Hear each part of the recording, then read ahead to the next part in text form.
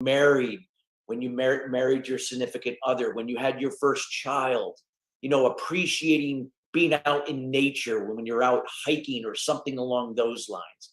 These are things that we can find the beauty in the world that we live in. Now, there are also things in the world that are not so pleasant. There's a lot of that, right? With the media always putting out information about things that are happening around us, COVID and the war in Ukraine and all the things that we see around the world, that things that could happen to people in ways that are not good. But see, here's the thing about life in general.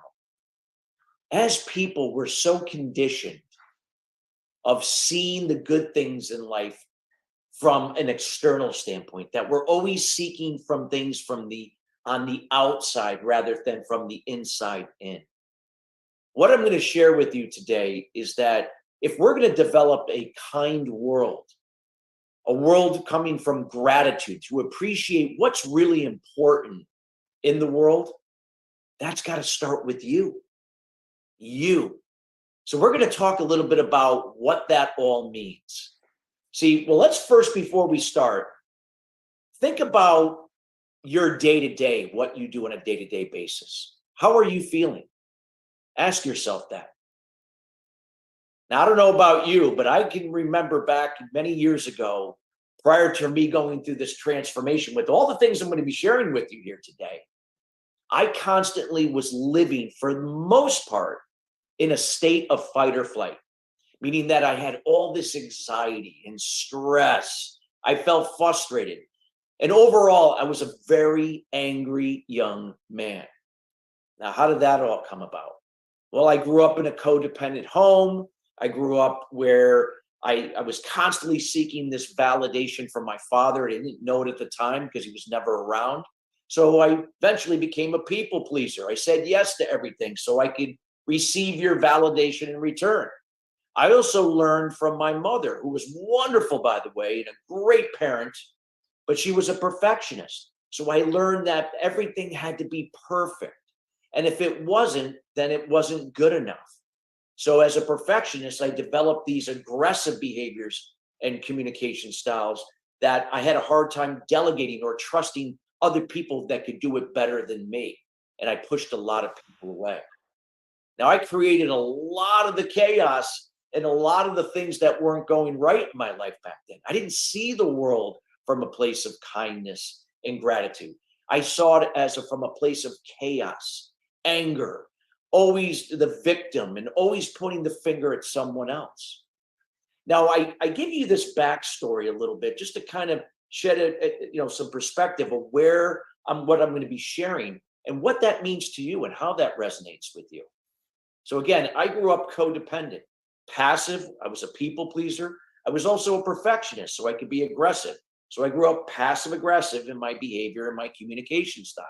So you can see that can be quite difficult to deal with, especially with relationships. And boy, did I have a hard time with that. Now, with that being said, if you can relate to that on some level, think about where you are and how you look at the world. Are you constantly looking for that kindness, that gratitude, that happiness that you're seeking outside of you? That someone has to make you feel better. Someone has to always be there for you. Someone has to tell you a joke to make you smile and laugh. Something good has got to happen before your business will take off. Or you got to be at a certain place before you can be successful in your business. Are these the things that you're constantly doing or telling yourself? Well, what I'm about to share is that it doesn't have to be that way.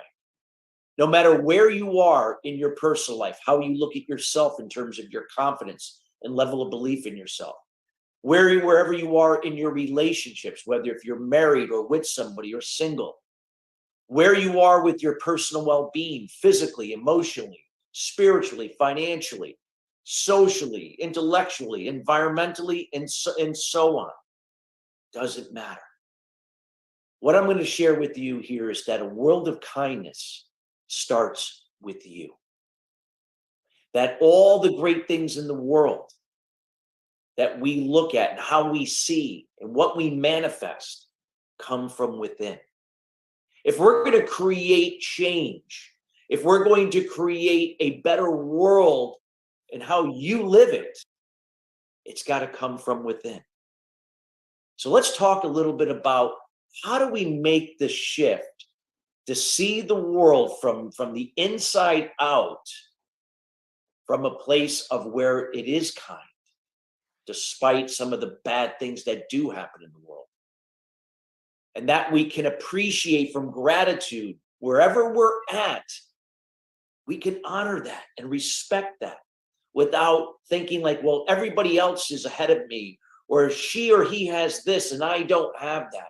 And you're constantly operating from jealousy, envy, and so on. Let's take a look at what that means for you. So let's first talk about, why do people feel anxious? Why do they feel stressed out? Why do they feel overwhelmed and frustrated?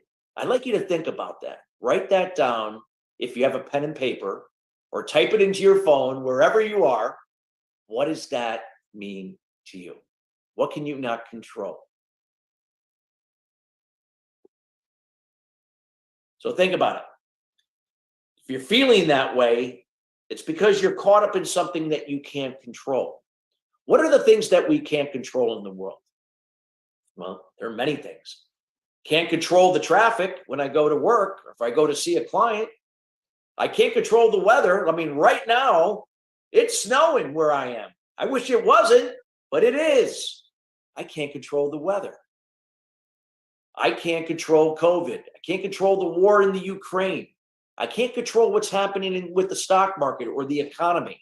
What's happening in my industry? I have no control over that. But think about it. As people, do we get caught up in the control that we can't control? Yeah. And then what would be the number one thing that we can't control? Now, I'm sure some of you know this already. Yeah, it's other people. We can't control other people. And I'm going to talk a little bit here later what we cannot control in other people. There are 5 things, because we as people get caught up in these 5 things constantly with other people. But before I do that, since we're talking about how we can make a shift to be more kind where it comes from you and to have more gratitude, let's talk about the 5 things that you can control each and every day, each and every week, each and every month, quarter, and every year. What can you control? You can control yourself. And here are the 5 things that you can control each and every day within you. You can control your communication. Think about that. How do you communicate to yourself each and every day? Are you communicating from your inner critic or your inner champion? It's a choice. But be honest with yourself. If kindness is going to originate at the core level from you to manifest itself into the world, to help others do the same, get honest. Are you listening to the inner critic over the inner champion, or vice versa? Because here's the reality. If you're listening to your inner critic more, think about your communication. How is it going to come across to other people? Remember, I talked about I grew up a codependent. I was passive and aggressive in terms of my communication and behavior. See, as a passive person on the passive side, because I had this strong need for validation because I didn't get it from my father growing up, I would say yes to everything. I would go out of my way to please you and enable you for the exchange of your validation. But the reality was I never received the validation to the level I desired. So what was the byproduct of that? I didn't see the world as kind at that point. I saw it as chaos, frustration. It was never good enough. People were crap because they didn't live up to my expectation. They couldn't validate me the way I desired. Because again, I was always seeking this all outside of me. Is that the case with you? That's not an act of kindness to yourself. That inner critic is not looking to be your friend or to be kind in any way. But there is one thing that it does do. It creates the awareness to know that you don't have to listen to it, that you can shed those limiting beliefs and then learn to operate from your inner champion. So getting back, before I get into the limiting beliefs, let's go back to, the communication style. Need for validation, a yes person. I say yes to everything for the exchange of validation. Passive. Aggressive, again, if I'm a perfectionist and only I can do it the right way, how could I possibly trust and be kind or receive kindness from anyone else? Because they will never be good enough. I'll constantly be pointing the finger at them, straining more relationships as I move forward. So that codependent style of communication, passive aggressive, is not coming from an act of kindness. I can control that. I can learn to shift that communication to being assertive, which is interdependent, meaning that I'm becoming more specific, clear, and concise with my communication. Thus, I can do the same for others. Now, whether if I'm the receiver or the sender of the communication, I have control over that. If somebody, as a yes person, would say, I require to have this assignment done right away. Now, the old me, being the people pleaser, would have just dropped everything, the things I was working on that were very important, top priority, and just did it for that person right then and there. But what does that mean? I require it right away. If I had just asked a question, hey, I know that you've asked me to help you do this, and you said you require it right away. I have some other things that are very important to me that I have to get done. On a scale of 1 to 10, how important is this get done at what time that you have to have it done? Is it at the top of the hour, later this afternoon, or the end of the week? Now, that took me 30 seconds tops to clarify that. And you'd be surprised that most people would like to have it right away, but in reality, could have waited till yesterday or the end of the week. Now, even though that person should have been more specific, clear, and concise as well, I can't control that. I can control how I counteract that question or that statement or demand with more questions to clarify how urgent they required that. I can control that. Now, imagine the amount of grief and all the chaos that comes from expectations go unfulfilled and the friction that can result of it was reduced considerably by me taking 30 seconds to clarify with questions how important that had to get done. You have control over that. That's being kind to yourself. That's being kind to someone else, even though it may not come across that way initially. But in the long run, it is. Now, being a perfectionist, always demanding from people and it's never good enough. I can control that. I can learn to delegate and trust that people can follow through if I'm more specific, clear, and concise in my communication. And that I'm listening to them to clarify that they clearly understood what had to get done. I have control over that. I can shift from being a passive aggressive communicator to being assertive. Now, how do we get rid of those limiting beliefs that we talked about? Well, let's first talk about where those come from. Those limiting beliefs come from your childhood. Remember that strong need for validation I told you about that I got from my father, and that I developed this level of perfectionism from my mother.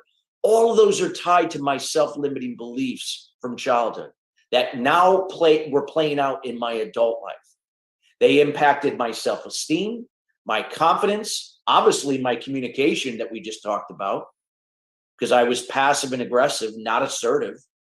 And they also affected many other things that I'm going to talk about here shortly. Of those 5 things, it affected my ability to take risks, to follow through with massive action, because I was a procrastinator.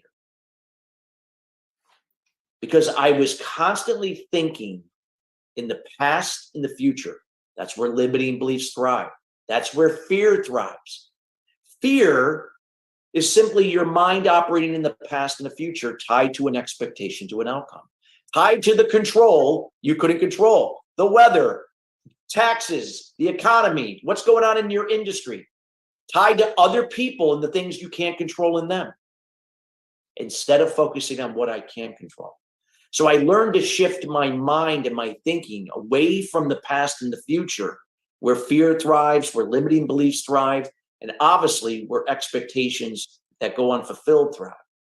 I shifted that thinking away from that into the present moment, trusting the process to operate from intention, not expectation, to focus only on what I can control that would lead to the results I seek.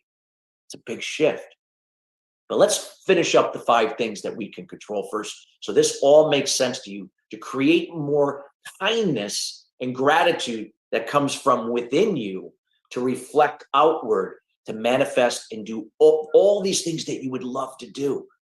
Create better harmony with your wellness, better relationships with the people that are important to you in your life, and building a business that you can take to a multi 6-figure, 7, 8-figure, whatever you desire. And I'm going to show you a little bit, share with you a little bit later how you can go about doing that. Let's get back to the things we can't control. We talked about communication, number 1. We can control that. Number 2 is our behavior.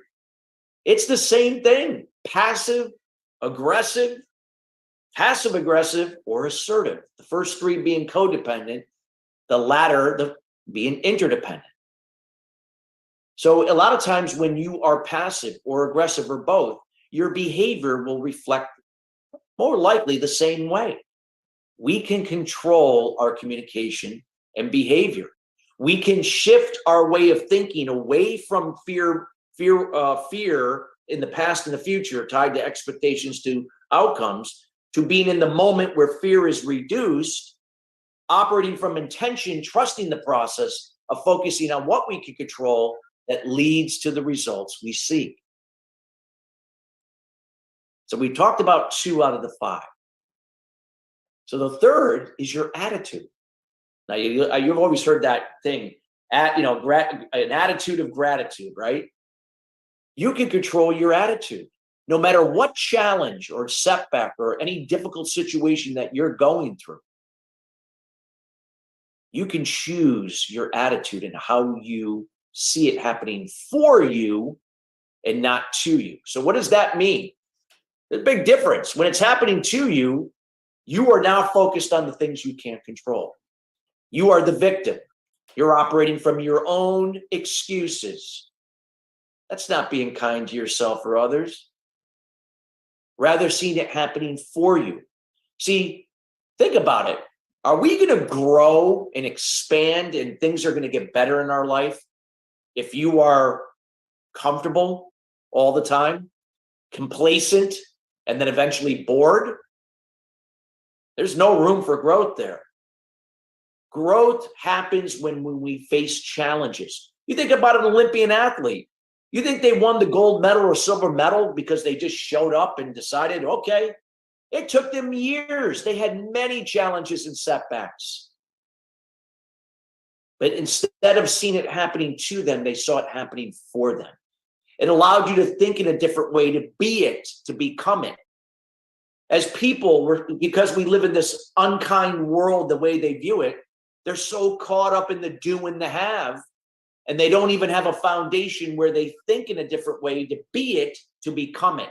That is your foundation to do and have different and better results. We're so caught up in the world that we don't look at that. But nobody can change your thinking or do the being and doing what you become other than you for yourself. No one's going to come here to make you be happy or to laugh or to feel good. That's an internal decision. Kindness starts from with you. So it's an attitude of seeing things happening for you and not to you. Big difference. Now, we talked about 3 out of the 5 so far, what we can control. The next is our emotions. Emotions are going to be emotions, feelings, moods. And when we look at emotions, it's how are we responding rather than reacting to situations. Now, when we are operating from a place where we see the world as unkind, not forgiving, relentless in how it just beats us down, we see it happening to us, we tend to react from fear. And when we react, we're reacting from that primary emotion, which could be anger, shame, guilt. Ask yourself, is that really being kind to yourself to serve you? No, it's not that you shouldn't acknowledge that you feel that way. It's okay to feel that way.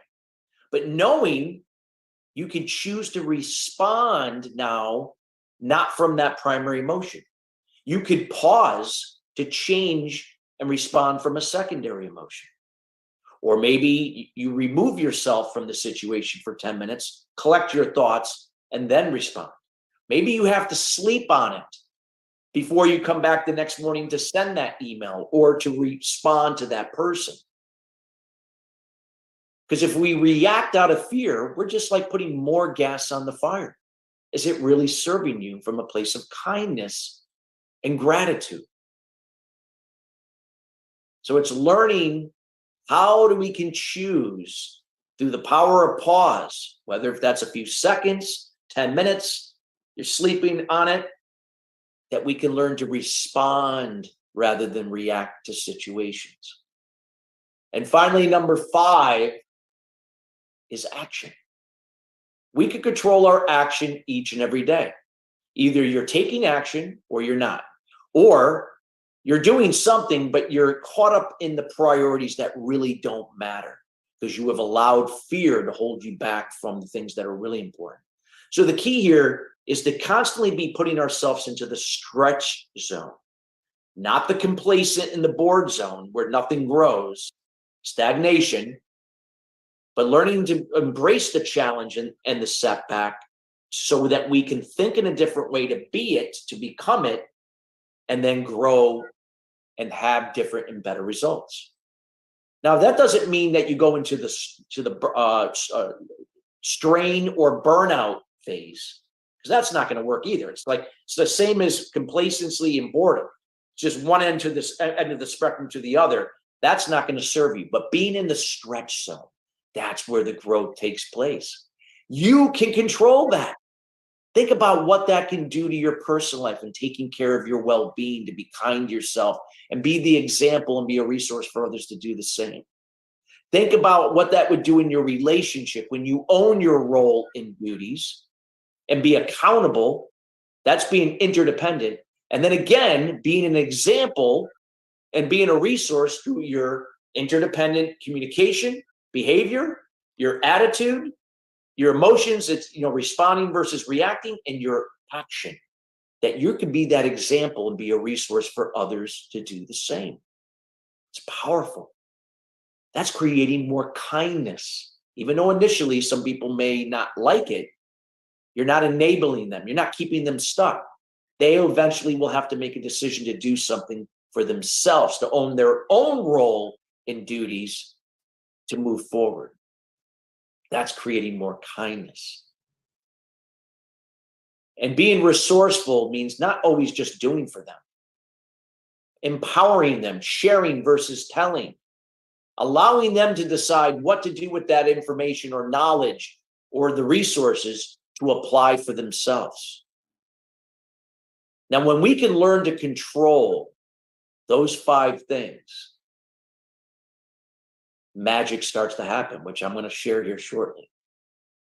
Now, getting back to other people we talked about earlier. So what do you think would be the 5 things that you cannot control in other people? What would that be?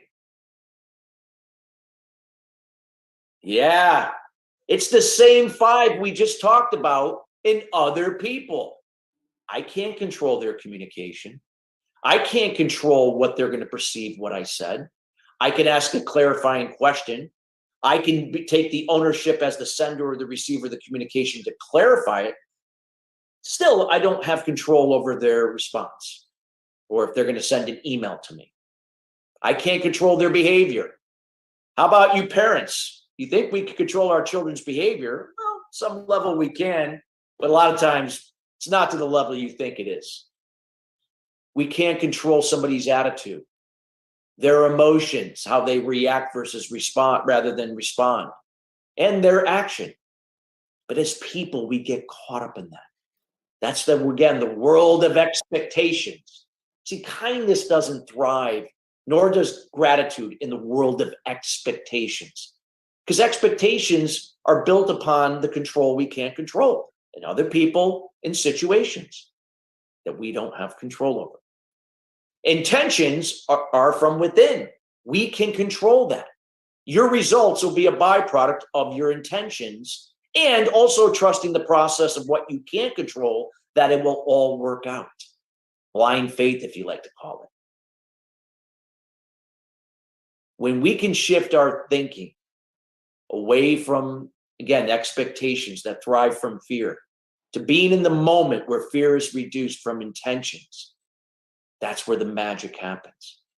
You begin to see that by trusting the process and being kind to yourself, learning from your mistakes, learning from failures, embracing challenges, that you learn to now think in a different way, to be it, to become it, and then to do it differently and have better, more sustainable results long term. Doesn't mean you always win, but you're always learning and growing, which is even more important. And as a result of that, what do you think it's going to reflect inside of you? What will that reflect differently inside of you? Yeah, it's going to raise your level of self-esteem. It's going to raise your confidence so that your vibrational energy, because we're all human beings, we are energy. We are vibrating at certain levels. When we're not being kind to ourselves or coming from gratitude, we are operating from a lower frequency in terms of vibration. But when we can learn to control what we can, letting go of what we can't, being present, we can raise our vibrational energy to think in a different way. And what we think then reflects in our words. It reflects in our behavior, our attitude, our emotions, our action, which are all energy to then manifest bigger and better things into our lives and our businesses. Think of it that as the foundation. If you were building this beautiful home, which a lot of people do, there's beautiful cars, there's beautiful houses. But what if the foundation to those things is not solid? What's going to happen to those vehicles and what's going to happen to that house? They're going to have problems. And as a society, that when we look at it from a place of unkindness, is we're just managing the problem instead of solving the challenge, learning from it, and finding solutions to grow. When we can do these things and our vibrational energy increases, our confidence goes up. We begin to manifest better things into our lives. We begin to put up healthy boundaries to block off toxic people or codependent people that are going to drain us. Doesn't mean you get rid of them or get them out of your lives unless it comes to a point it's too toxic. But we begin to respect ourselves so we can then respect others. It's like the oxygen mask, right? When it comes down on a plane, most people would put it on themselves, or put it on their child before they put it on themselves, when it should be the direct opposite. You have to serve yourself to fill your cup before you could spill onto others in a positive way. If you're going to be the example and be a resource and really help somebody from kindness, you have to do for yourself. It's not a selfish act. Doing for people and neglecting you is not serving anyone. You're keeping yourself stagnant and you're keeping the other person from doing anything for themselves and keeping them stagnant. You have to be the change in order for others to do the change for themselves. You can begin to see the world from a place of kindness and gratitude when you begin to do these things for yourself. And by raising your confidence, your communication dramatically increases. Your behavior is going to align with other people where you connect on shared values to build better rapport. And when you build better rapport with people and people trust you, they're going to work with you. They desire to be around you, do business with you. They're open to new ideas. These are the things that, again, about learning to be more kind to yourself and coming from gratitude can make so much dramatic changes in your life. It'll improve your ability to take calculated risks, because without risk, we can't grow. You can't become more innovative, more creative.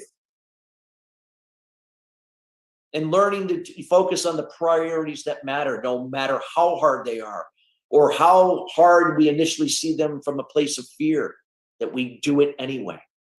We take massive action. All of these are going to reflect positively long-term in terms of your well-being, your relationships, your business. Business cannot go forward or scale without taking calculated risks, without taking massive action, without learning to delegate to work on rather just in your business. You work in your business always, your growth is going to be the same. It's not going to happen. You have to build that foundation from within, from a place of kindness, from a place of gratitude. So what are some of the things that you can do to develop more kindness and gratitude from within? Well, it all comes down to your daily routine. And that daily routine is not something you do once in a while or a few times a week. It's something you do every day of your life. Now, what I'm going to share with you is just a suggestion. Doesn't mean that you have to do this verbatim. That's up to you, because this is about you. That kind of starts with you. You have to decide what that's going to be for you. Now, every morning, and for the last 24 years, this is a daily routine that I do that has not only allowed me to shed my limiting beliefs that freed me away from the chains of validation from others, and then also getting away from being a perfectionist and shedding those limited beliefs. But it created a foundation, a success foundation that allowed me now to be it, to become it, and do things and have better results, continuous results long-term that are reflected in my business and becoming very successful as a speaker, as a business owner, being a co-owner in several startup companies, being on the boards of certain companies that have gone public.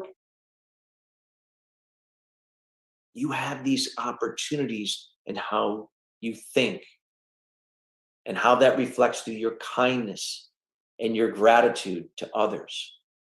So let me talk about that daily routine. I remember 24 years ago when I said that the pain was greater, that I desired that I was going to do whatever I had to do to not be in that pain that I was in, operating from anger. I had struggled up to that point from 12 years of addiction to escape because I didn't know any other way. I had a strong sexual addiction to pornography, alcohol, drugs. Cocaine was my choice because of the anger. But when I chose that I was going to do something different, even though it was the last thing in the world I desired to do, I knew that I had to do it in order to have a chance to live and operate in a better way, to take my success that I've had up to that point where it was short-lived and now make it more sustainable. So here's what I did. I began to get up at a certain time. Now, it wasn't easy in the beginning. Now, I had ADHD. I also didn't mention that. I was born with ADHD. So my attention span was very limited. I was very edgy. I had racing thoughts. So I knew by adopting a daily routine, this may help that, keep me focused, have more clarity. So I began to get up at a certain time, 4 a.m. I'm not saying you got to get up at 4 a.m., but I got up at 4 a.m. because I knew that if I could give myself 2 hours to do something I haven't done, using discipline and being consistent, that would allow me to change the way I think and to be. Now, I have to stress the importance of discipline. Discipline is not a bad word. It's not mean you're being scolded. Doesn't mean you have to be a Navy SEAL or an Army cadet. This is, again, doing things that you don't like to do, but knowing that they will serve you and move you forward, and you do it anyway. And your consistency each day, each week, each month, quarter, year compounds to move you forward. So I would get up at 6 a.m., or excuse me, 4 a.m. I would then make my bed. It allowed me to accomplish a small task. I would then meditate for 20 minutes. Now, it took me 9 months to get into a meditative state. I had to white knuckle it for the first 9 months when I started this 24 years ago. It was very difficult. So many times I was ready to quit. It was frustrating, but I did it anyway. Discipline and consistency. I then journaled. No intentions, just wrote down whatever came to mind. This is how I got to the root cause of my limiting beliefs, that strong need for validation and my perfectionism. I didn't even know about any of this stuff at the time. It all came out from my subconscious mind to my conscious mind through my arm onto a piece of paper. Many times I would write things that made no sense. Sometimes I wouldn't write anything at all. Maybe it was a few words. It was 5 paragraphs. It didn't matter. Sometimes it didn't even make any sense what I wrote. But when I was able to go back, it all came out in the wash. All these things are buried at the subconscious level. And your subconscious mind operates everything that you do each and every day through your communication, behavior, attitude, emotions, and your action. And if it's not up to par, that's where the change has to happen from within. So I would do that. I would then go work out, resistance training 4 days a week, cardio 3, planks every day. I would come back, take a shower, start with the cold water, and then work my way up slightly to warm water, just to kind of revitalize the senses in my body. I'd eat a healthy breakfast. Then I would read a chapter or two out of a book that would allow me to get focused. And then I would review my daily goals for the day. I've been doing that now for 24 years. I've never missed a day. No matter if I'm flying on a plane from Singapore to New York, I find a way to do it. No matter what time zone I'm on. No excuses. Kindness and gratitude evolved from that, from within. At night, I would do a gratitude list to write down the things I'm grateful for, even if I had a difficult day and it was one of the toughest days that I've been through.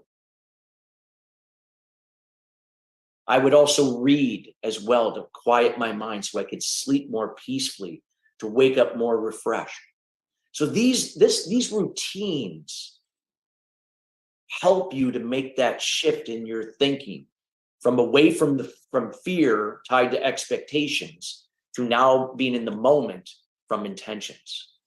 These are the things that made a dramatic change in my life, in my relationships. Now, up to that point, I was engaged twice. Because of my ADHD and anger and my addiction, I lost several relationships. I severed many business relationships as a result. But as I started to make that shift in thinking through this process I just described to you, beautiful things began to happen over time. But believe it or not, I actually started to go through even more challenges and setbacks than even before. But I didn't see it that way. I saw it from a place as it's happening for me, and it molded me to become the man I am even today, from character, from those set of values, allowing me to connect with people on shared values, to build better rapport, not to be just selling something, but to build relationships and let the products and the business be a result of it. It's wonderful. So you ask yourself, what is that routine going to look like for you? How can you get to the root cause of your self-limiting beliefs to remove them? Now, I wrote an international best-selling book in this area, Master Your Inner Critic, Resolve the Root Cause, Create Prosperity. I worked with Jack Canfield also in this area on business mindset. And you can buy that book, by the way, if you like, on Amazon, or it's on Audible, and at least give you some insight to how you could go about getting rid of that stinking thinking right there and build that success mindset foundation for yourself. So I just wanted to remind everybody to summarize everything that we've gone over. A world of kindness starts with you. It's how you think, to be it, to become it, to then do things differently, and then have different and better results. You're through discipline and consistency, by improving your communication, behavior, attitude, emotions, and how you respond versus react and take action, will reflect in your example and your resourcefulness for your significant other, your children, your neighbors, your community, your business, your clients. And through that example and resourcefulness, that's where the change happens. You're helping someone to do that for themselves. You're creating more kindness from your example and resourcefulness because you did it for you first. It's not the other way around. Because the other way around, you may be doing it again for all the reasons that are not serving you like you thought, from a place of codependency, the need for validation. If I just go out of my way and please everybody, they'll all love me. Ask yourself how you feel at the end of the day. You feel drained, you feel exhausted, frustrated, angry. So I've shared with you just a different perspective on a world of kindness. That imagine if people were all doing that and creating more interdependency in the world. Think about the dramatic shift that would happen in our world. It would be profound. Now, it sounds easy, but to do is another. But when you really think about it, it's not as complicated as we think it is. But we, as people, make it more complex because we are conditioned to get caught up in the control we can't control. You don't have to own it anymore. You don't have to own what you can't control. Own what you can. Now, I hope this information was enlightening and helpful. And I encourage you to challenge you. What is one thing that you can do now to start putting kindness forward, to take care of you so you can be an example and resource for others? What is one habit that you can start to master and do once a day for the next month or two? And then eventually, as you get that down, you add another one and then another one to build out your daily routine. I challenge you to do that. Don't try to do it all at once because you'll set yourself up to stop and not do it. Do one thing at a time, 1 foot at a time forward, 1 day at a time, how you want to look at it. Now, I did promise you we're going to talk about how kindness shows up in business. Up to this point, we talked about you, your personal life, and so on. See, business is that if we're going to grow and scale our businesses from a place of kindness and gratitude, it's not about your product. It's not just about your experience. That's what we've been led to believe. It's about you. And more importantly, it's about them, that you're compelling to the people you serve. By being compelling, you have to also serve yourself first. You have to fill your cup up first. You've got to be able to have that kindness and gratitude coming out of you because it was built from within. If you're going to be compelling to others, there are millions of realtors in a 60-mile radius. Maybe not millions, but let's just say thousands of realtors in a 60-mile radius. Boy, is somebody just going to call you because you're a realtor? No. They're going to call you because they connect with you because of the person you are, your values, and more importantly, that you are compelling to them. You listen to them. You understand them on some level. That's what kindness and gratitude is, how it shows up in business.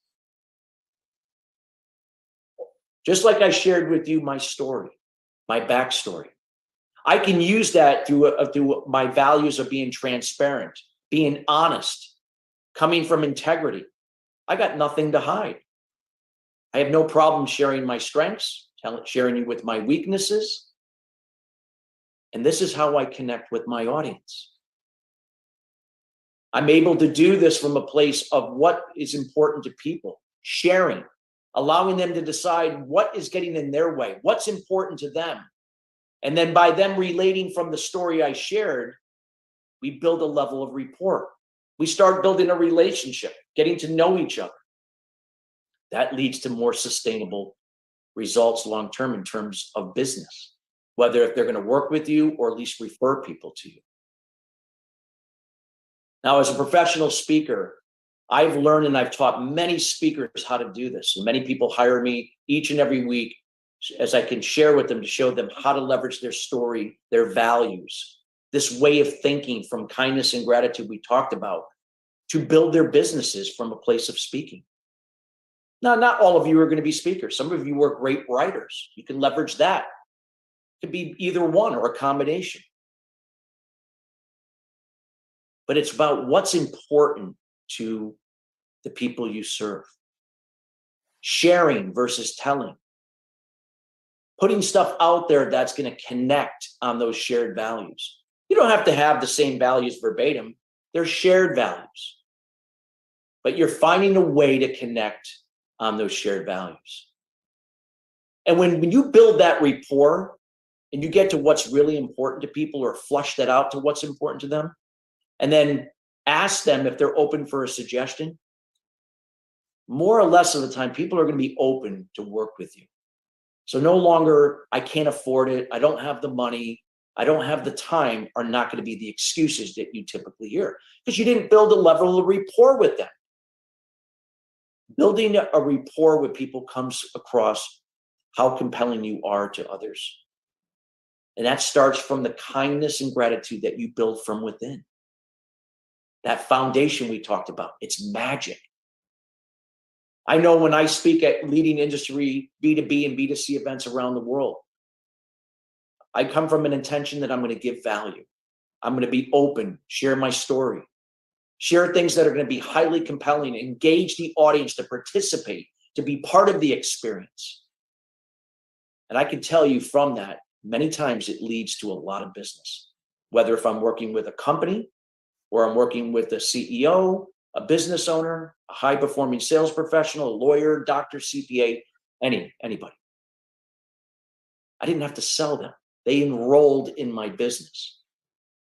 I spent 23 years in sales. I don't sell anymore. I don't have to. People enroll in my business because we connect on shared values.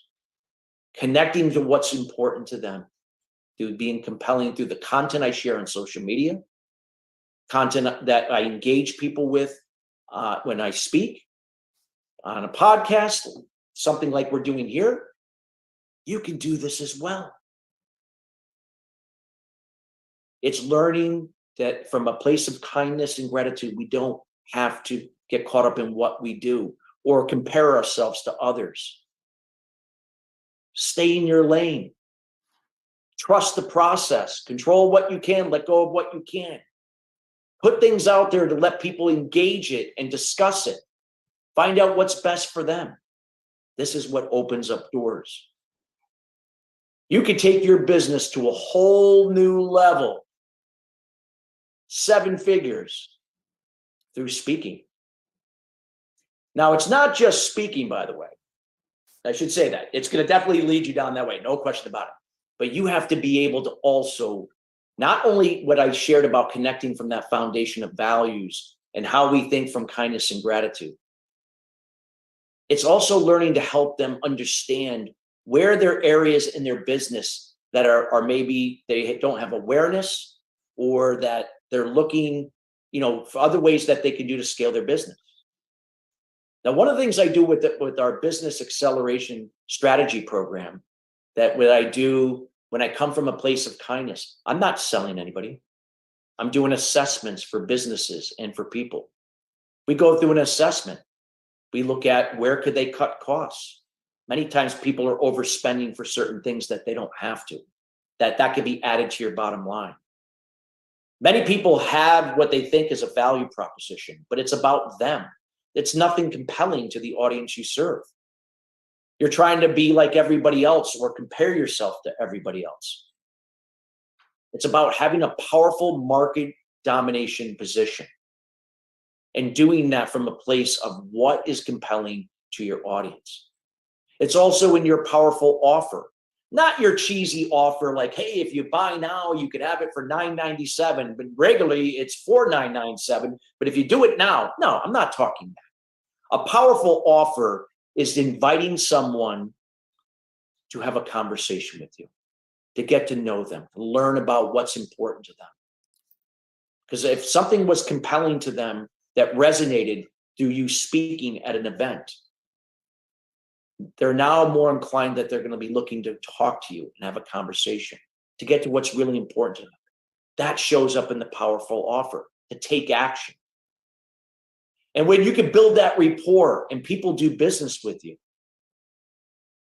as you're adding more money to their bottom line, you're accomplishing the things that are important to them, you can then increase your pricing.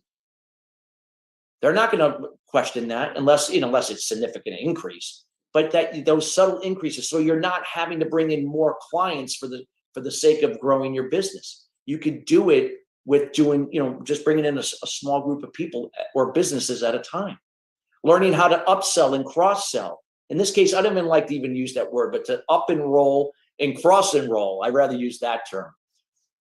You can do that if people are getting value from what you've connected on and you've helped to grow their business or accomplish what's important to them. They're more than likely now going to be open for other ideas that will complement that.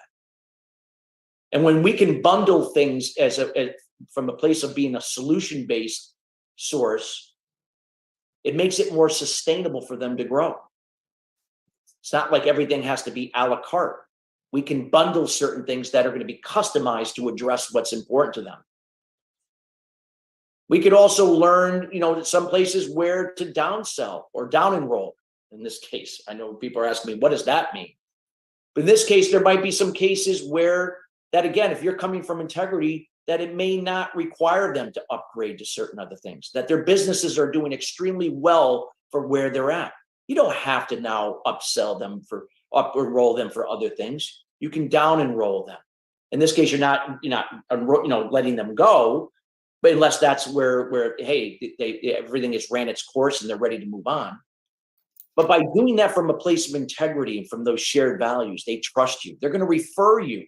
And that's going to be another way to grow your business. And by doing this allows us to expand our products and services, take advantage of alliance partners and joint ventures. Looking at certain ways to communicate with your audience through your e-newsletter, through social media, not just telling people what you're doing and how this will benefit them, but building that rapport, putting out things that are consistently compelling for them, that they keep working with you. They keep coming back. They keep referring people to you. And knowing that leads are generated on a continuous basis based upon the value that you put out. I post every day on social media. I'm speaking on some platform, whether if I'm talking to a corporation, at an entrepreneurial event, at an industry B2B or B2C event, on a virtual summit like this, constantly driving leads. New people, new businesses that you could develop relationships with through kindness and gratitude. And then leveraging the power of digital media to do that. Now, one of the things that I would like to conclude with today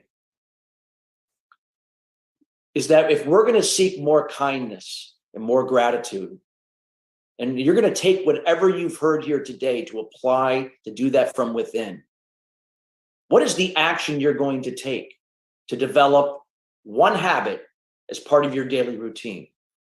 How are you going to change your thinking to be in the moment rather than the past and the future? What are some things that you can do now in your business? What was shared here briefly? I didn't have enough time to do that. From kindness and gratitude. Now, one of the things I would love to conclude here with, if you see here in the chat box, I like to make an offer for you action takers. Now, I'm not sitting there trying to sell you something, because that's not what's happening here. I'm inviting people to, have a conversation. Let's get to know each other. Is there synergy here? Can there be something here that could help you grow yourself professionally and take your business to another level? Maybe, maybe not.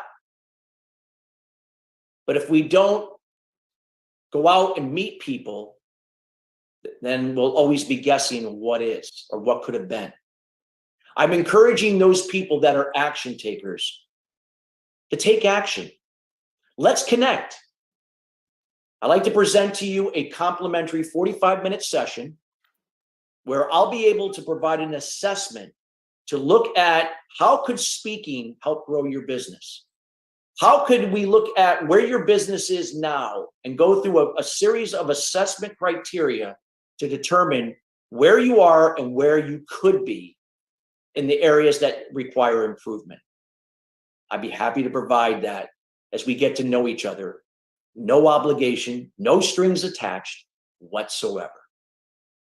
Because I'm here, people enroll in my business. I don't have to sell, and nor do you.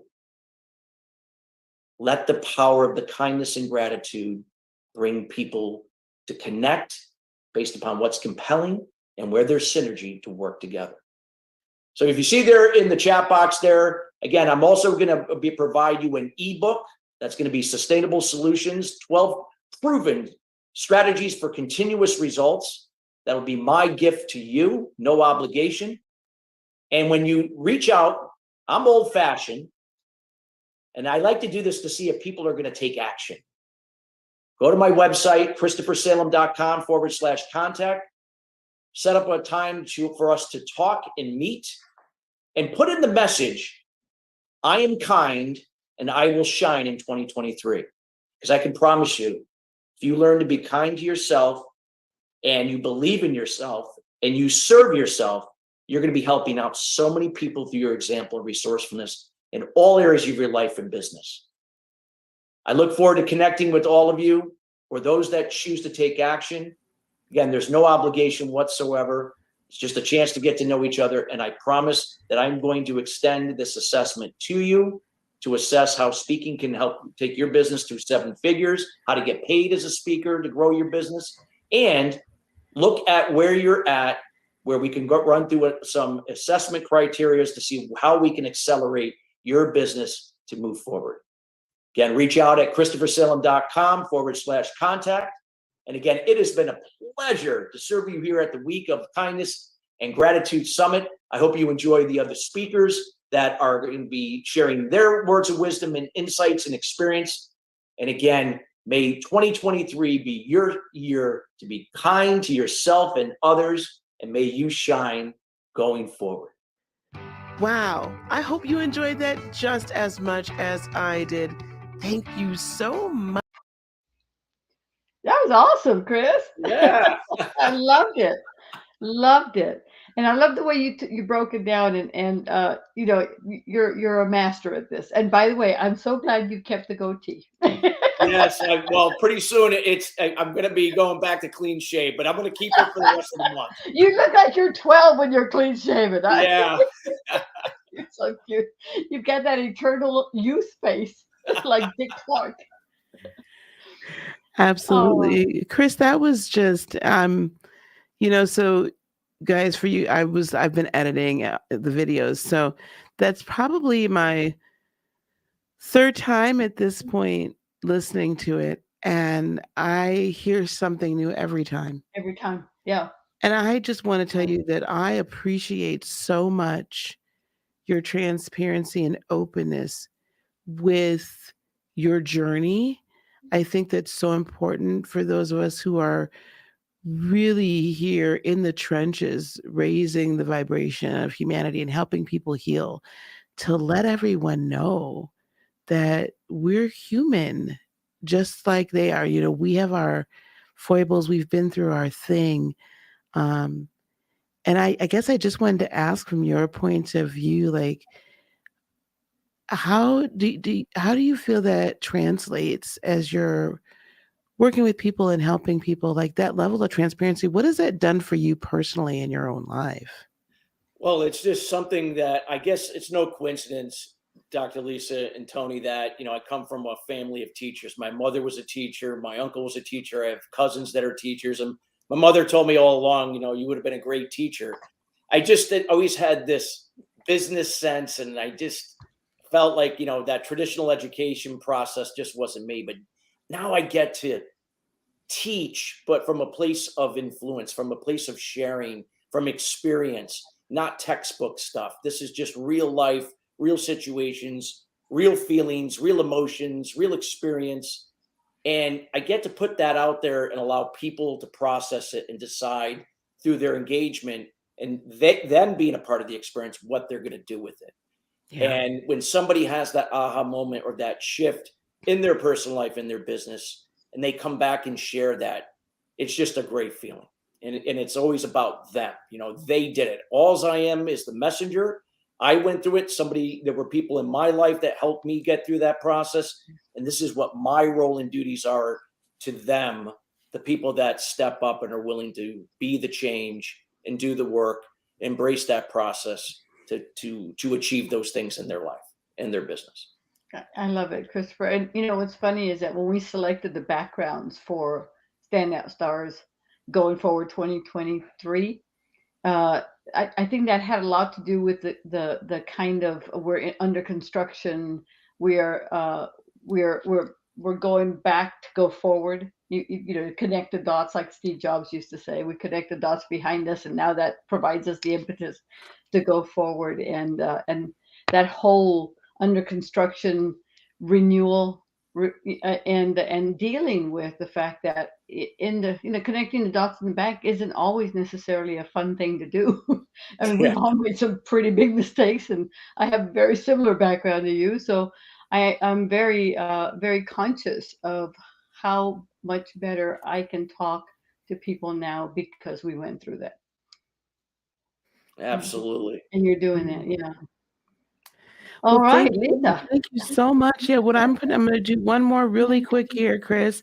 I'm going to put the link to your very generous, guys, very generous. If you have an offer to take action and spend time with a leader and a mentor like Chris, but do this if you're about the action. Okay. If you're an action taker and you're ready for this year, for 2023 to be your big one, right? For you to step into this, this is a tremendous offer. So I'm going to put that in the chat again, really quick. And Chris, I just want to give you the opportunity, if there's anything you'd like to say, if you'd like to leave us with, Yeah, um, I'm going to give you Let's that round it up, opportunity. Chris. We're gonna step back here and let you have the floor, okay? sure. Well, what I would just say to everybody here, I mean, this is an opportunity now to serve you. This is an opportunity now to look at that, just like everybody else, we all have the capability to be kind and have gratitude. We have to choose that. You're not different from other people. It's just that you're just in, perhaps if you're not in a place that you desire to be, that's where you are right now. And it's okay. What's not okay is if you choose to stay there, because again, that's your choice. This is an opportunity through this summit that you're watching here, that you'll be watching over the next few days, an opportunity that can change your life, to make the decision to start working on you, to work on yourself, to see which speaker or what type of content resonated with you. Maybe it was a series of speakers and content. Now, more importantly, is to take that and decide, what does that mean to you, to start making the changes one day at a time. Rome wasn't built overnight. Take one step within the control you can each day, each week, each month, and start making those changes for yourself. Not only are you going to thank yourself, but other people are going to thank you, because even if they may not like it in the changes that are happening from within, maybe early on, in the long term they will, especially when you impact them in a positive way to help them do that through your example and your resourcefulness. Again, I like to extend that opportunity to get to know you, get the chance to know about you personally, then your business, and then we can determine, where you are at this point with your influence factor. Even if you don't have one, it's okay. You can develop it, but we got to start with the foundation. So I look for the opportunity to serve you, to get to know you, and hope that you take a action with reaching out, and we can set up a time to chat. And I highly encourage you again to watch this summit from start to finish, because there are so many great speakers and the people like Tony and Dr. Lisa that are putting this on. I mean, these things, there's a lot of information out there, but you're getting genuine, authentic people that are here sharing from the heart. We're not here with, different types of expectations just to sell products and services. We're here to help. We're here to add value. We're here to share, and we're here to help you move you forward. But you have to be that person to make that decision. So we hope you do that. And thank you for the opportunity to serve today. And God bless everybody. And I hope everyone enjoys this summit over the next few days. Thank you so much, Chris. We so very much appreciate you. We so very much appreciate you. We're going to let you go so you can enjoy the rest of your day. I'm sure there's other people that would love to spend time with you as well. I got my son waiting for me, so I got to go do that. Okay. You have a great day, okay? All right. Bye. Enjoy Thank you, the everyone. rest of the day. Bye. Thank you. Wow. He was wonderful. Wasn't he Yeah. fabulous? You see I love it when they've got all the trophies behind them. One of these days, we're going to have like a shelf with nothing but trophies. I'll tell you what I want, and we're going to work on this maybe in 2023. I want that one, what is it, the 1 million views, 100,000, the plaque that YouTube The gives plaque, you. the Yeah. 100, that, It's wow, 100K. that I haven't even gone that far yet, Tony. I don't know. I don't know, guys. Yeah, you know what? I would love that. I don't think I had not focused on the growth of the channel. Mm-hmm. I was not because I just didn't care, but because that was just not the paramount thing. I focused on the growth of me as a person, Right. of the company as an entity, because I don't think we recognize that our companies as entrepreneurs, they're their own entity with their own energy, right? And there's a lot that goes into that. I see Mr. Zuli in the background. Do you want to come up, or are you wanting to stay in the background? Give me a thumbs up. Oh, I forget he lets himself in the darn door. Eric will always want to come up. You know what they say? What is it that Kimberly says? When the speaker gets given a mic, you take it and run. Without a thought, without a doubt. Absolutely. Well, guys, I know this was supposed to be an hour live for me, but we're going a little bit further because we've got a little time that we're going to fill here. So those of you that are here, let everybody know that I'm still on. I know that some of my friends are running around. I know the YouTube streets are getting filled about this time of night here in the Central Time Zone. But we're over on Standout Stars, and we are on the Easy Way Network. I feel honored because this is my first time being on the Easy Way Network officially. That's kind of exciting for me, Eric. It's amazing. Yeah, we're live right now on the Easy Way YouTube, the Easy Way Promotions page on Facebook, as well as the Roku channel on Easy Way Network. Well, we need to make an announcement, Eric, because we have on our leaderboards, every speaker has been asked to promote. Every one of our friends, our sponsors have been asked to promote. And you had 5 names that are on the leaderboard of the most attendees brought. Lisa, do you have that list? And we figured it out I yesterday. wasn't anticipating that. I know. This I've feels almost like, put it on the spot. This feels like, remember the Jerry Lewis telethons? It feels like that to me right now. Like, hey, do you got how much? I'm not sure yet, but Oh my gosh. You guys want to hear a horrific story about a telethon I did one time? Sure. It was, you're going to laugh. And please pardon me if this is sensitive material. Just let me know. But, hey, Cece. So we were doing a telethon, and it was a PBS telethon, and I had the bishop and his right hand as my guests for the evening because we used to run the Catholic Report as a news report. on cable channel television. So they were doing a National Geographic thing, and then we would cut in between the whale watching and all that kind of stuff. And I had, the the clergy with me. The National Geographic whale show ended up discussing the mating habits of the whales. And so they have this gigantic whale turn over on its back, and the flagpole came up, and the so I'm sitting No. there with the bishop, and we're looking at this mating thing that the whales are doing on the air, and I'm like, oh my goodness. And they cut back to us, and we're all like this. It's like, no, No. not happening right now.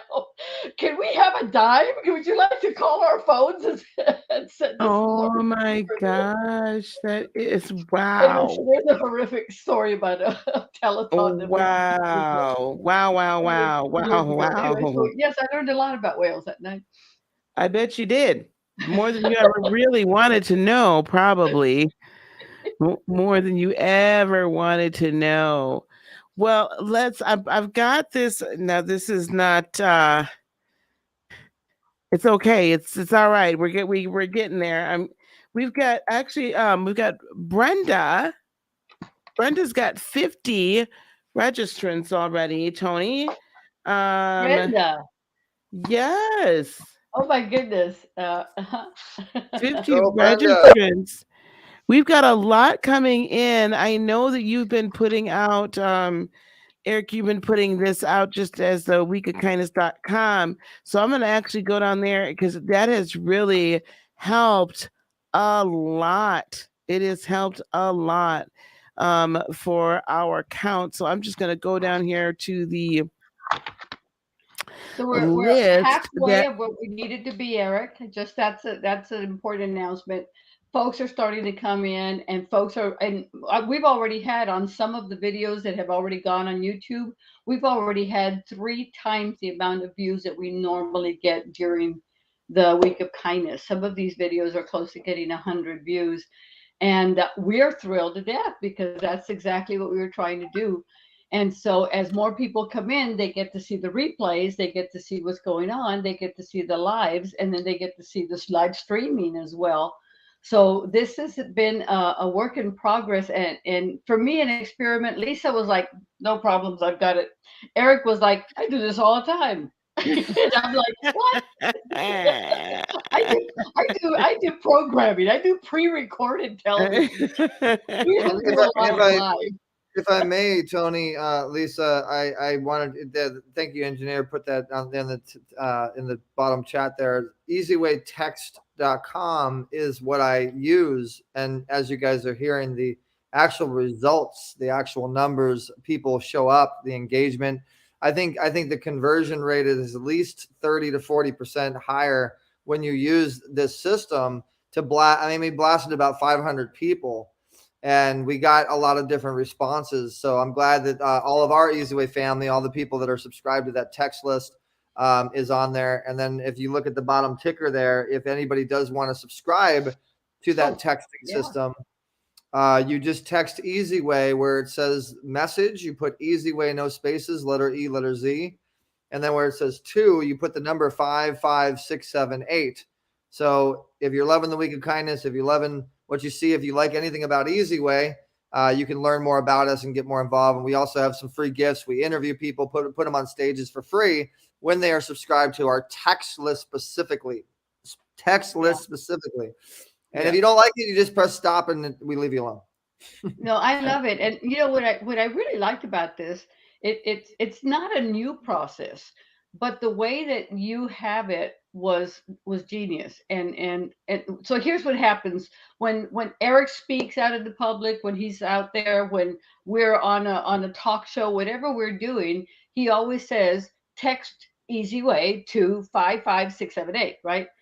And so what happens is you get your phone and you do the text, and then you get back, which is what I like the best. You get a poll. You get a thank you for texting us back. This is what we do, A, B, C, D, and E.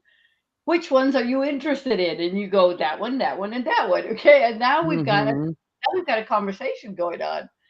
And I Mhm. just love it. I mean, and again, you know, you're just 4 letters away from stopping it if it's something you don't want. But you should do it just to see how it's built, because this could really be a game changer. I've got a friend of mine who's called the Quiz Queen, and that's basically what she develops on people's websites, right? Is a quiz to figure out what exactly they need from you and what they're interested in. You did it on a text, Eric. It is so cool.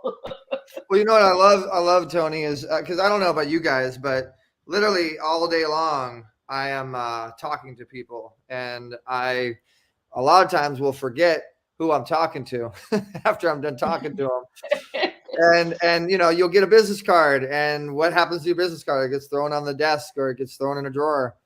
And where the actual money, the monetization, the real stuff happens is follow up, is the fulfillment. And so a system like this, what I do is just simply there's actually a kiosk. There's a kiosk that actually has a phone number on your phone.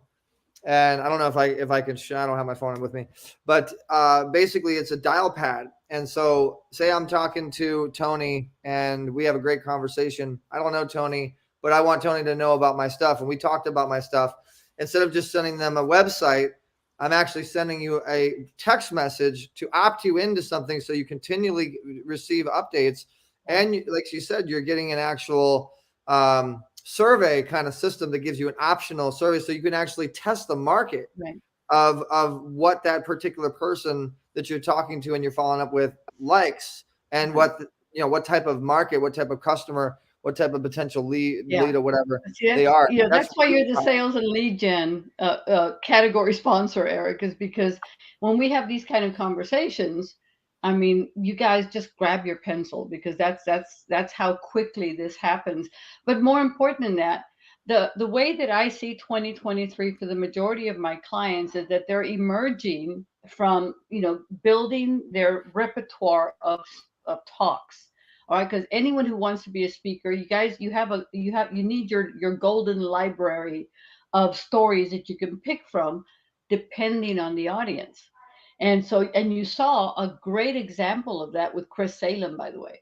Christopher Salem heard about the Week of Kindness, and within 3 days, he had turned his entire talk around to focus on giving our audience value with the yep, Week of Kindness as the full yep. heart and soul of this talk. Yeah. That's what I So love about that's a Chris. true professional. You see what I'm saying? Well, that's Whereas that's the everybody, difference between a you know, up and comer or an amateur speaker versus someone that actually knows how to cater their talk yeah, to the brand that they're talking on, the stage that they're talking on, and at the same time still get out what they want to get out, but make it really yeah, about that stage that they're on. I Mhm. noticed that, and that was really awesome. yeah. You know, is what Chris did. And also, too, guys, speaking of the sales side of things, I am keynoting tomorrow. I'm going to be talking about visibility, how you monetize media and the microphone, that type of stuff. So tomorrow, 1 p.m. Pacific Standard Time. Text Easy Way to 55678 if you want to learn more. Wink, wink. And then I'm also going to be keynoting again. I don't know if it's the next day or the next day. You got to help me It's out on there. Wednesday. On Okay, Wednesday. so on Wednesday, do you know what time? Yeah, I believe I do. Hang on one second. I'll tell you. Let me pull up my handy dandy spreadsheet. 11 a.m. Pacific. So tomorrow, 1 p.m. Pacific Standard Time is the visibility and monetizing media. And then Wednesday, 3 p.m. Pacific Standard Time is sales and lead gen. And just so you guys know, I heard Tony, you played with the Comp USA crew. I don't know if you knew this, but I am actually Comp USA sales certified. Oh my gosh. I was that's where I learned my sales from, actually, and I became a business machines lead and then a actual you know, department manager for the business machines side of things. And you know, and so but one of the things, in order to be a manager or a lead or like a leader with CompUSA, is they make you go through a certification program where you actually Oh, yeah. have to be certified in the sales aspect of things. So I took that. I took Aqua Resource Group. I took marketing communications and all that stuff at Saddleback. So I have a lot of, you know, experience. And then, you know, I'm also a real hands-on in the Yeah. streets kind of guy. Like I learn from other people, and I've learned from the biggest and best. One of my best friends who will be speaking on this stage, one of our Easy Way experts, is Omar Periu, who was actually the sales closer for Tony Robbins, and he's does it for T-Mobile, goes on and on. And he's a superstar. And he told me, he's like, man, you're like the only one that can actually keep up with me on stage when it comes to closing and things like that. Like we're always on stages together. So I guess I'm pretty good when it comes to sales and stuff. So I'll be talking about that on Wednesday, and then the whole visibility thing on Monday. Eric, I'm glad you brought it, Wilmar, because if you guys are following the Event Raptor, directory of speakers, and he was supposed to be on now. We had a wonderful live stuff. We had a dysfunction on the recording, and he's being moved to is it tomorrow, Lisa? No, I'm thinking it might be Tuesday. We're going to try to get him in for tomorrow, but just stay tuned. When you go to that Event Raptor dashboard that you get as soon as you register. Right? What is the text again? Give me the text. Oh, you text Easy Way, letter E, letter Z, to 55678. I was a little slow there. You got me. I wasn't. You know why I wasn't ready is because I was doing this. I was getting ready for because you're talking about Omar. I want to make sure that everybody kind of knows about who Omar is. Do you see my screen right now? Yeah, absolutely. We do. So Omar Periu is a 28-time best-selling author. He's actually forwarding our Easy Way Best of the Best book. But I love going down this on his site and showing people some of the companies that he's trained and worked with, as well as the books that he's done. I mean, Omar is a superstar leader, owns some of the library for Zig Ziglar, and has been on the stage with some of the best. Was involved with the ownership and the founding members of LA Fitness. I mean, he's a superstar. So it's definitely a blessing to have him on any stage, but it's definitely a blessing to be a friend of his. I'm actually his producer for his podcast. So you'll hear a little bit about From Zero to Wealth when he comes on. That's amazing. He's just a wonderful man. We talk about the visibility factor and how important that is. So if you are, whether you're an entrepreneur, an author, speaker, healer, coach, you need visibility. I mean, if you're going to survive in this digital format, in this digital revolution, you need to have both online as well as live is coming back, but you need to have a very serious online presence. And more important than that, you need to get stages. You need to get on podcasts. You need to get, seen, heard, and booked. However, I don't want you to do that and waste your time unless you know what you're going to say on the show. So I've seen so many folks appear on podcasts and they just ramble on and they never get to a point and they never tell you how to get a hold of them and they never tell you what their offer is. They never tell you how they help people. And it's like, hi, I'm special and I'm here and you need to hear me. And I'm like, why did they just waste a half hour? Yes. So that's the kind of stuff that a good mentor, a good trainer will help you. Is podcasting it's not dead by any means. As a matter of fact, they're still expecting 1 billion podcasts here in the next 5 years or so.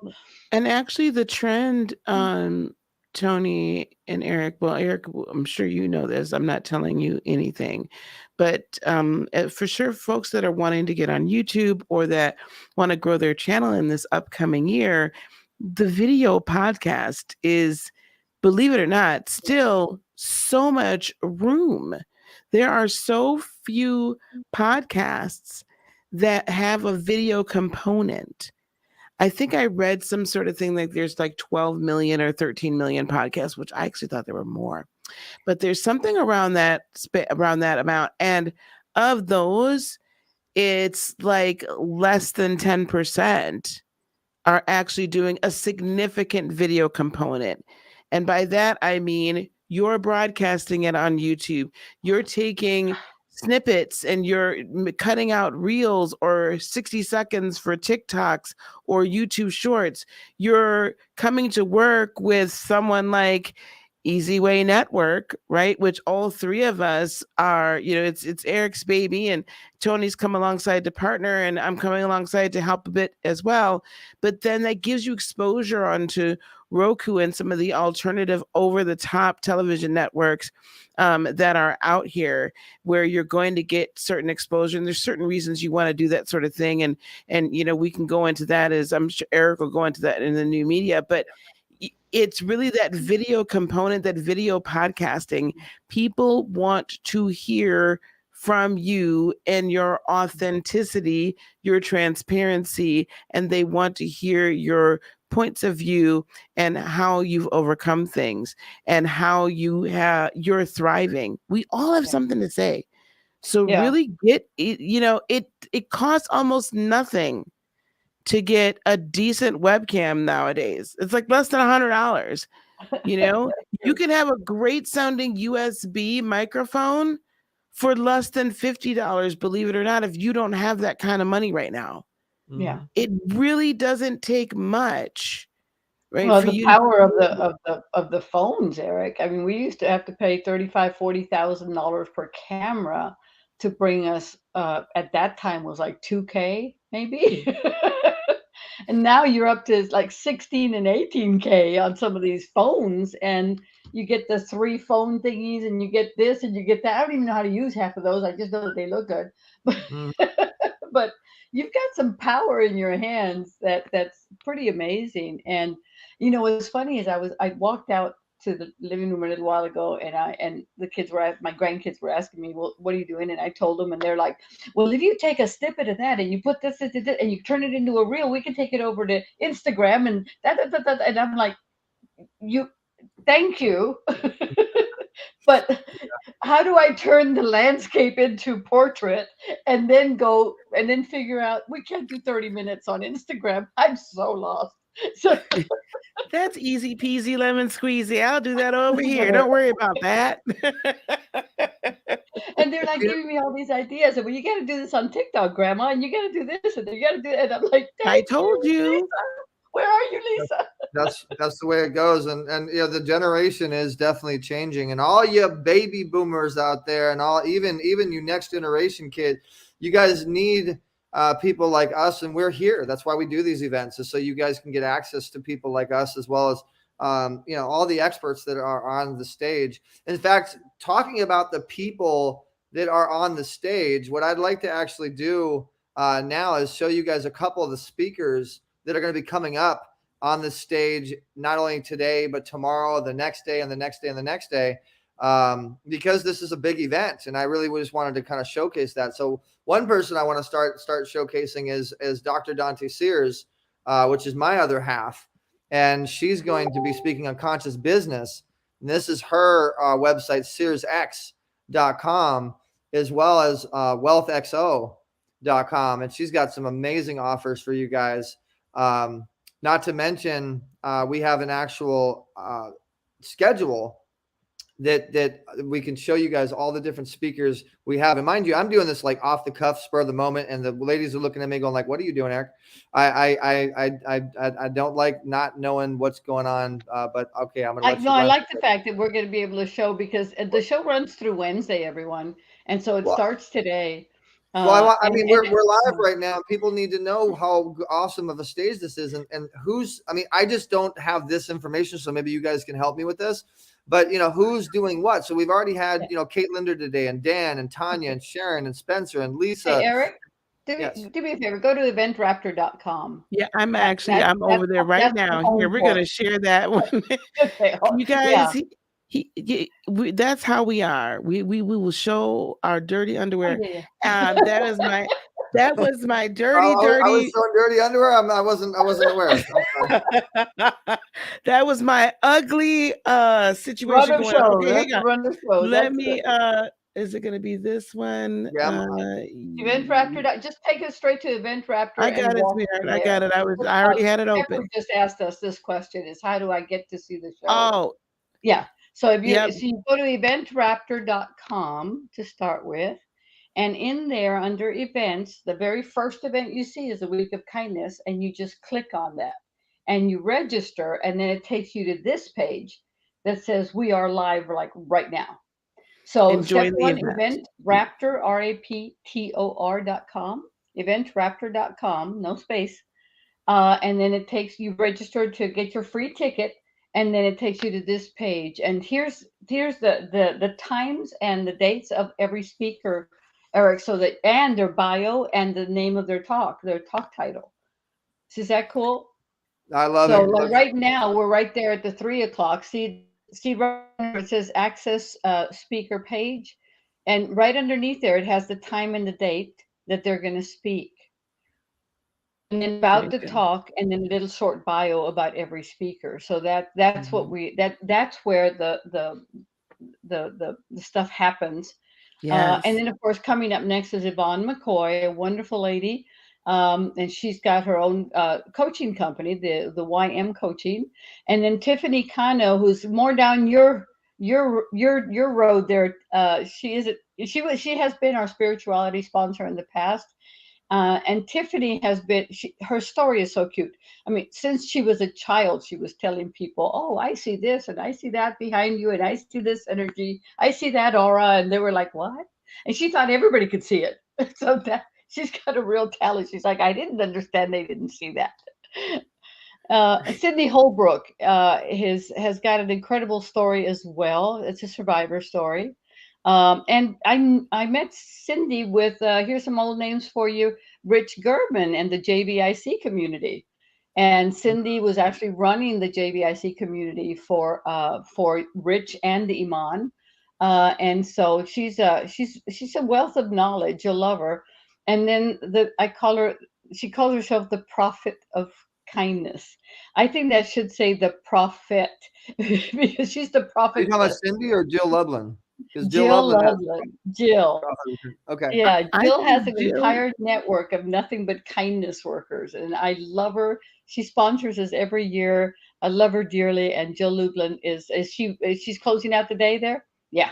She's closing out the day.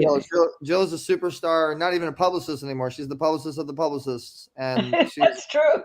she's amazing. She's been on a lot of our stages. Yes. Yeah, So let me see. We should be able to get to day 2. Hold on. Okay, so that's day 1. That's day 1. Let me see if I can get to day 2. Hold on. Here we go. Yep, there it is. You just click I'm on navigating. So guys, click up. We're all learning same time. Click at the top here for day 2. Don't be a baby boomer over here and be like, where's the day 2 at? Hey, I resemble that remark. Tomorrow morning we're going to open, but then right about 9:10, 9:15, we're going to have John Michael Ferrari. Eric, this is a personal friend of yours. Can you give us a little info on John Michael? Yeah, so John Michael Ferrari is a alternative and country award-winning artist. Been on the P1, P2, P3 stations. Been awarded multiple times for amazing songs, and he's managed by Pepper J, which is actually a friend of ours, and she was actually one of the first people to give me my start in hosting with the Easy Show. But John has amazing music, amazing following. You guys will love his music, and we hope that you guys engage and let us know. We're premiering his song. Yeah, I see that. Yeah, he's singing it here for the first time. So you guys don't miss this wonderful song, this entertainer, this presentation that we've got. And we're so honored to have him and Pepper with us. And then we go to, my goodness, this man keeps saying he's 75 years old, and all I see is 50. You know, Dr. Fitness, right? Dr. Fitness Stephen Hersey is a wizard. He's a wonder man. Not Wonderland, but Wonder Man when it comes to body design. And him and his lovely other half, Batista, are a super power couple in designing your body, health, fitness, and just really, a lot. I was talking to him the other day about, everybody's dealing with back pain and sitting too long and leg pain and things because it's all about the computer. And he was giving me some pretty great advice on what I can do because I'm dealing with a couple things health wise. And so you just look at him, you look at his build and being in his 70s, looking like he looks like he's in his 40s. Like he really has he's really like Jack LaLanne of the 2000s. Yeah. He is just amazing. And then after that, now these times are going to be. They have a podcast. They have a podcast on our network. Don't forget about that, Dr. Fitness USA podcast. Yes, the last episode. Yes, yes, they have a podcast, and we're going to talk about that too. I think we've got a promo for that.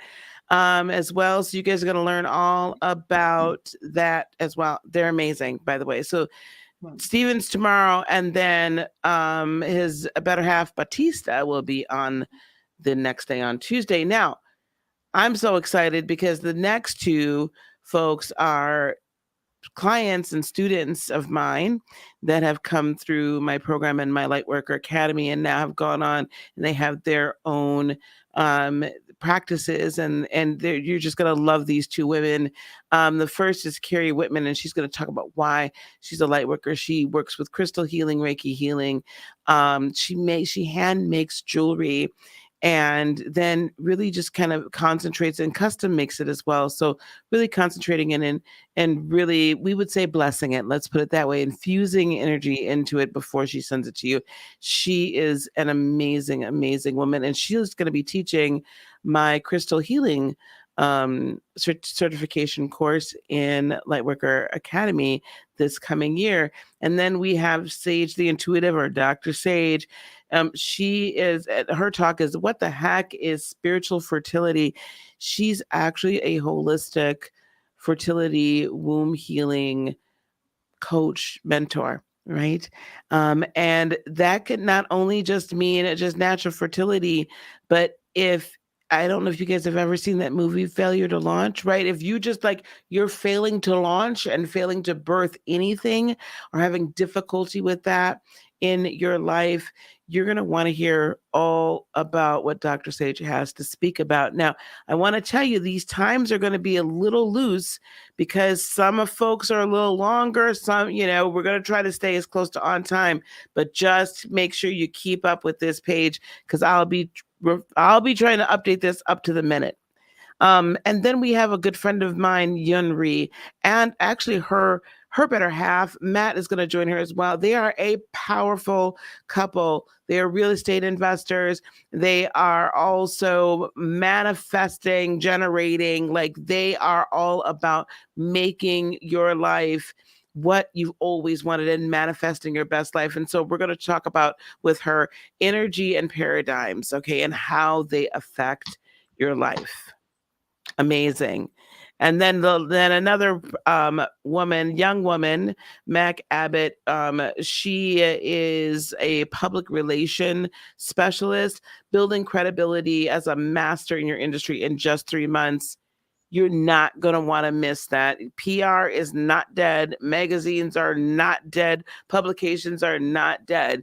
You really need to hear about that if you want to really elevate your reach and your credibility in the coming year. Whew. Okay, I'm done. Next. Then comes our good friend at Speaker's Playhouse and just an overall good egg. Kimberly Crow is one of my friends. And actually, we met years ago, and we've been roommates at various events when we were all doing the conference hopping from one to another. But that's how you learn. When you first get into this business, you need to go experience what the other speakers have, what the other people are facing. The shiny object syndrome, the who should I pick as my mentor. And it was just a coincidence that Kimberly and I picked the same mentor, and we just had a blast. Now her and Jenny Trask have gone on to create Speakers Playhouse. And boy, listen, if you guys, I've had some of my clients and speakers attend it, and they were like, I can't talk. I can't talk. It's too much pressure. It's too much pressure. you know what's going on here, right? But if you ever want a shot of adrenaline on Thursdays at noon or 10 o'clock Pacific and 12:30 Central, I highly recommend that you attend the Speakers Playhouse because nothing will prepare you for the stage the way that this girl's energy will do so. And we're lucky to have her, and she's back as one of our sponsors. And we just love working with Kimberly and Ginny. And you know what? I think I know this next person. What do you think? I don't know who that guy is. How did he get on here? He looks familiar. Not wearing a beanie though. Headshot We there, just Eric. let anybody in these days. No, and I definitely want to say some nice things about Kimberly as well. Kimberly's Speakers Playhouse is a great event, very similar to our Easy Way Pitch Party. It reminds me a lot about that because it is a very fast paced, it's kind of speed dating, speed speaking type of situation. But it's really the networking opportunity that you're going to get when you're inside of that Zoom room, and the magic happens with the response in that chat because and I think me and Kimberly are very similar in how we speak because we always are talking to the audience. Say fun if you think it's fun, and hey, say this if you think it's that, and Right. and the energy is so just It's contagious. Yeah. exhilarating. Yeah. Contagious. That's what I was looking for. Thank you. Yeah. And then that guy Eric Zulli, I think is it ZU Eric Zulli, Eric Zulli, creating influence and visibility the easy way. Easy way. I've heard of that. That's a household name all over the world, I think. Right? But yeah, that guy's going to tell you all about the visibility and really, I mean, how do you connect with influencers that have a massive amount of following and create a affiliate party, affiliate army, an affiliate community? And it really just, I'm going to talk a lot about the affiliate strategies that we have used to build such a massive empire now today, and how we've gotten a lot of these top notch people to get involved. Because bottom line, guys, is if you have the numbers, you have the access. And that's the truth. And people can see what's real or not. Just like Lisa and Tony said, I sent one little text message out and boom, the numbers went up. You can see the organic, real stuff. And then Dr. Dante Sears, if you want to scroll down there a little bit, being a conscious entrepreneur that she is, and basically how she's working on saving the world. She's calling all the humanitarians out there, all the vegans out there, all the people that are awake and people that want to be awake, and she's forming a prosperity, just what's the word I'm looking for? I hope she's hearing me so she can come and save me.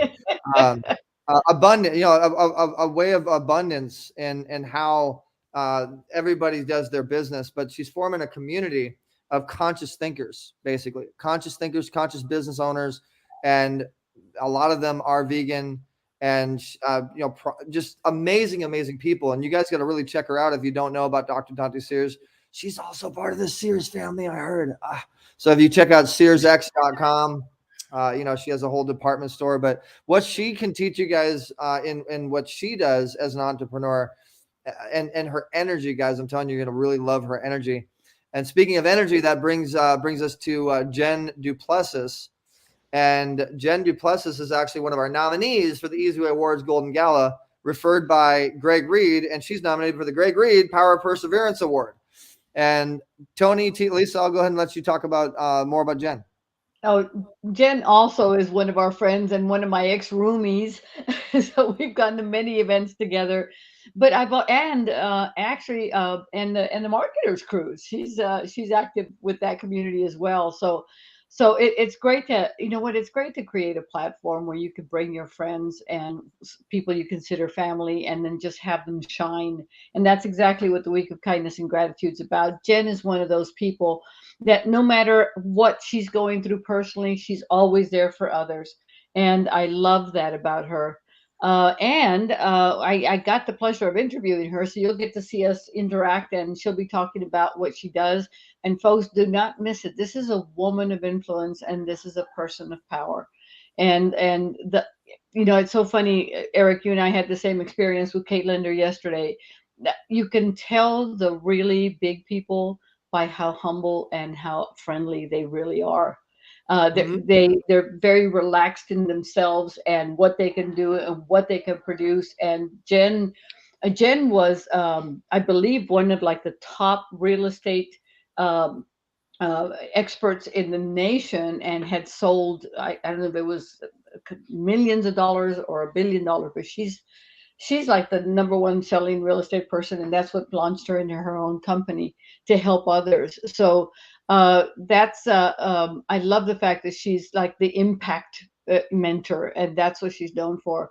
And Matt J. Doyle, I met him through you, Eric, and I absolutely love what he does because so many people have heard of course, IMDb, the International Motion Picture Database.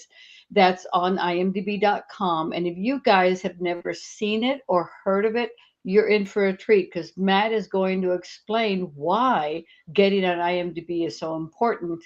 And working with Easy Way Network and Easy Way TV has now enabled the Week of Kindness to be registered under the Easy Way Network on IMDb, so we could actually give credits to people who work with us, who star with us.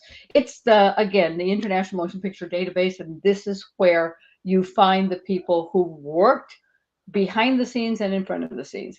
And Matt's going to explain the power of that and why it's important to have a listing on IMDb. It is super powerful, Tony. And one thing I've realized, it's actually a really amazing way to do. I'm giving you guys a little sneak peek of what I'm going to be talking about tomorrow at 1 o'clock. Write it down, put it in your notes. It's one of the most amazing ways to get team help for your podcast, your TV show, your film, whatever, without having to pay people. What am I talking about? Ooh, tune in tomorrow. I'll give you some more tidbits on that one. So, but we are IMDb accredited. Yeah. So we can credit anybody on IMDb if they're right. We've only got a minute left, but I do want to mention Lee Hodgins and of course, Francois Lupion and Juliette Bastien. We've got a lot of great names out there. And they're going to be there tomorrow as well. I highly recommend that you read their little bios. Again, go to eventraptor.com. That's where you're going to see everybody. Oh, and Joy's there as well, Joy Cooper and Lynn Temperley. Joy Cooper has an amazing story on how she survived the plane accident. You guys are going to love that. Oh my gosh.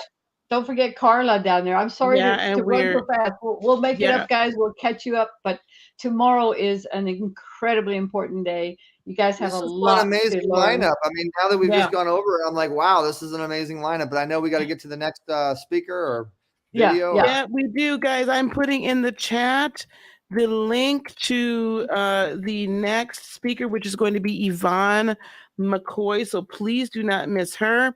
And then you're going to be redirected to Tiffany Cano, and then you'll be redirected to Cindy.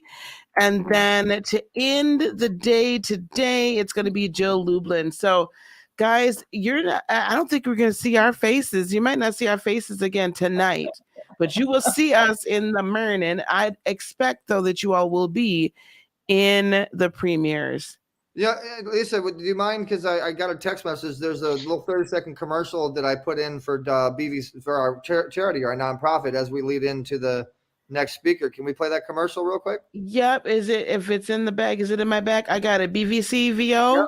Yep. Okay. All right, guys. That's going to close us out. Okay. From the live portion, you guys head on over to that premiere that I dropped in there. It's just starting. Thanks, guys. Thank you. The Better Vision for Children's Foundation was founded over 35 years ago by Tom Cataldo, a World War II Navy veteran and who eventually lost most of his eyesight due to amblyopia. Amblyopia, also known as lazy eye, is an early childhood condition in which the eye and brain don't work together as they should. Kids often get used to this vision problem and might not mention it to parents. As a result, their amblyopia might not get diagnosed for months or even years, while parents chalk up poor grades or clumsiness to a child not being academically or athletically gifted.